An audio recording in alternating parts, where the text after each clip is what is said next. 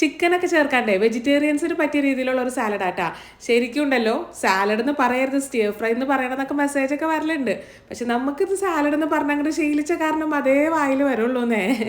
അപ്പം അത് ഉണ്ടാക്കാൻ വേണ്ടിയിട്ടേ ആദ്യം തന്നെ നമുക്ക് ബ്രൊക്കോളി വേണം. ഇത് ചെറിയ പീസാക്കി കട്ട് ചെയ്തിട്ടേ ഉപ്പും മഞ്ഞൾപ്പൊടിയോടെ ചേർത്ത് നല്ല ചൂടുവെള്ളത്തിലായിട്ട് ഇട്ട് വെച്ചിരിക്കുന്നത് ഒരു 10 മിനിറ്റ് ഒക്കെ അവിടെ കിടക്കട്ടെ കേട്ടോ. എന്നിട്ട് അതിൽ നിന്ന് കഴുകി വാരി ഊറ്റി മാറ്റി വെച്ച് കൊടുക്കണം കേട്ടോ. ഇനി ഒരു പാനിലോട്ടെ ഒരു 1/2 ടേബിൾ സ്പൂണോളം ബട്ടർ ഇട്ട് കൊടുക്കണം. അതിൻ്റെ അകത്തേക്ക് വേണം ഒരു 200 ഗ്രാം പനീർ ഇട്ട് കൊടുക്കാനായിട്ട്. ഈ പനീറിൻ്റെ എല്ലാ സൈഡും ഒരേപോലെ അങ്ങോട്ട് വെന്ത് നമ്മുടെ പനീറൊക്കെ എല്ലാം സോഫ്റ്റായി വരുന്ന സമയത്ത് നമുക്ക് കുറച്ച് ഉപ്പും കാശ്മീരി ചില്ലി പൗഡറും ഒരു 1/4 ടീസ്പൂണോളം ഒറിഗാനോടെ ചേർത്ത് കൊടുക്കണം. എന്നിട്ട് പിന്നെ എല്ലാം കൂടെ നന്നായിട്ട് മിക്സ് ചെയ്തിട്ട് ഈ പനീറൊക്കെ അങ്ങോട്ട് മാറ്റി വെച്ച് കൊടുക്കുക.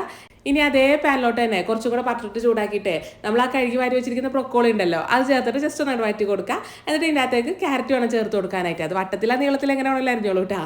പിന്നെ ഇതിനകത്തേക്ക് ഞാൻ ഗ്രീൻ പീസ് ആയിട്ട് ചേർത്ത് കൊടുത്തിരിക്കണേ. അതിനുശേഷം പിന്നെ സ്വീറ്റ് കോണും ചേർത്തിട്ടുണ്ട്. ഇനി അത് ഈ ചേർത്ത് സ്വീറ്റ് കോണും ഗ്രീൻ പീസും ഒക്കെ ഫ്രോസൺ ആണ് കേട്ടോ. വേറെ കൂട്ടി വേവിച്ചിട്ടൊന്നുമില്ല, നേരെ ഇതിനകത്തേക്ക് ഇടുകയാണ് ചെയ്തിരിക്കുന്നത്. എല്ലാം കൂടെ ജസ്റ്റ് ഒന്ന് അങ്ങോട്ട് മിക്സ് ചെയ്തിട്ടേ ആവശ്യത്തിനുള്ള ഉപ്പും കുരുമുളകിൻ്റെ പൊടിയോട് ചേർത്ത് കൊടുക്കുക.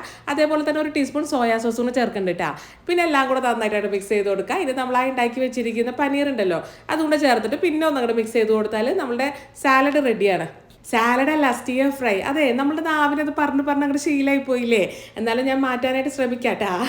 പിന്നെ ഉണ്ടല്ലോ ഇതിൻ്റെ അത് നിങ്ങൾക്ക് വേണമെങ്കിൽ ചിക്കനൊക്കെ വേണമെങ്കിൽ ചേർത്ത് കൊടുക്കുക. അതേപോലെ നിങ്ങൾക്ക് ഇഷ്ടമുള്ള വെജീസൊക്കെ ഉണ്ടെങ്കിൽ അതൊക്കെ എക്സ്ട്രാ ചേർത്ത് കൊടുക്കാം കേട്ടോ. അപ്പോൾ എന്തായാലും ഒന്ന് ഉണ്ടാക്കി നോക്ക്.